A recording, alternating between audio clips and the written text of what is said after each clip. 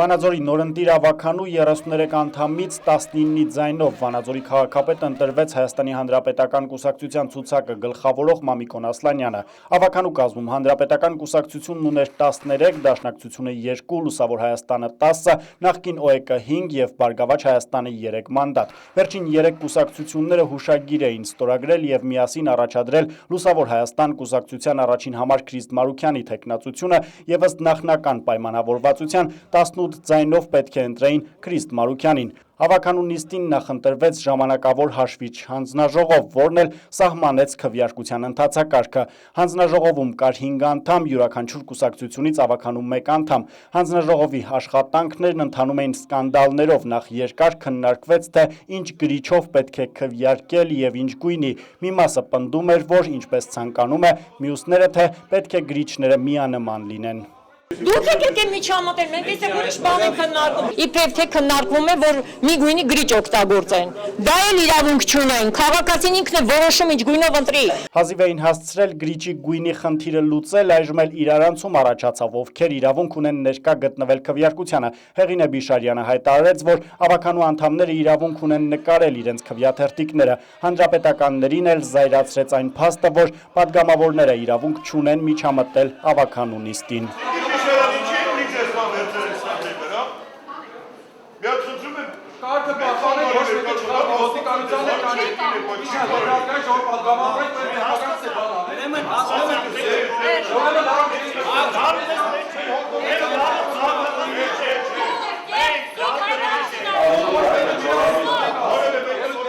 Այս հարցի շուրջ համաձայնության չգալով ավականին որոշեց սկսել քվեարկությունը, ամեն ինչ հանգիստ էր ընթանում, մինչև այն պահը, երբ Լուսավոր Հայաստան կուսակցության ներկայացուցիչը քվեախցիկից դուրս եկավ ու բոլորին ցույց տվեց իր քվեաթերթիկը։ Հանրապետականները նշեցին, որ նիստը շարունակել չի կարելի, օրենքով սահմանված է, որ քվեարկությունը փակ է, այդպես էլ պետք է լինի։ Միավորված ուժերը Էդմոն Մարուքյանի և Հեղինե Բիշարյանի գլխավորությամբ սկսեցին բանավիճել հանրապետականների հետ, նշելով, որ իրենք պետք է բաց քվեարկեն։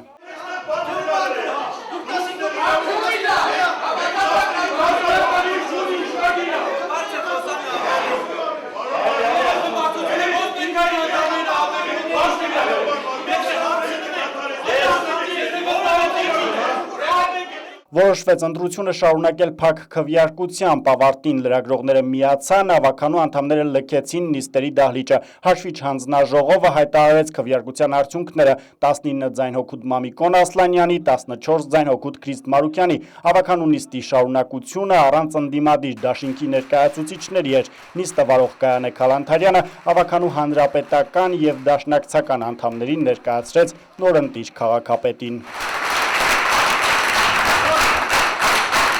Ընտրությունների արդյունքները Լուսավոր Հայաստան կուսակցության ղեկավար Էդմոն Մարուքյանը համարեց սպասելի, հայկական վերածնունդի անդամ Հեղինե Բիշարյանը հանրապետականների օգտին քվեարկած դաշինքի ներկայացուցիչների քայլը որակեց անբարոյական։ Այս համար սպասելի արդյունք էր, շատ սպասելի,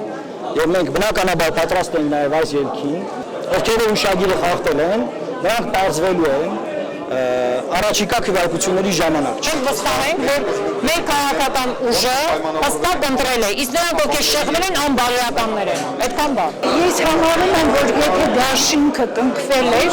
պիտի որ պահանջը կատարվեր, համենայն դեպս պայմանավորվածությունը։ Դեռ չի կատարել Մենք նրանց վիզը ինչ կարող եմ ասել։ Որակում չկա, ընտրվել անոր քաղաքապետ, բոլորս պիտի համախմբվենք և աշխատենք։ Նորընտիր քաղաքապետ Մամիկոն Ասլանյանը հայտարարեց, որ չգիտի, որ ընդդիմադիրներն են իր օգտին քվեարկել։ Քաղաքի ղեկավարի պաշտոնում վանաձորցին կարծում եմ տեսավ։ Ավականու 33 անդամները բոլորը վանաձորցիներ էին, անկախ իրենց կուսակցական պատկանելիությունից։ Պարոն Ասլանյան, ովքեր էին ըստ ձեզ Ես չեմ կարող ասել, ես չեմ անկեղծ, եթե ես գիտեմ։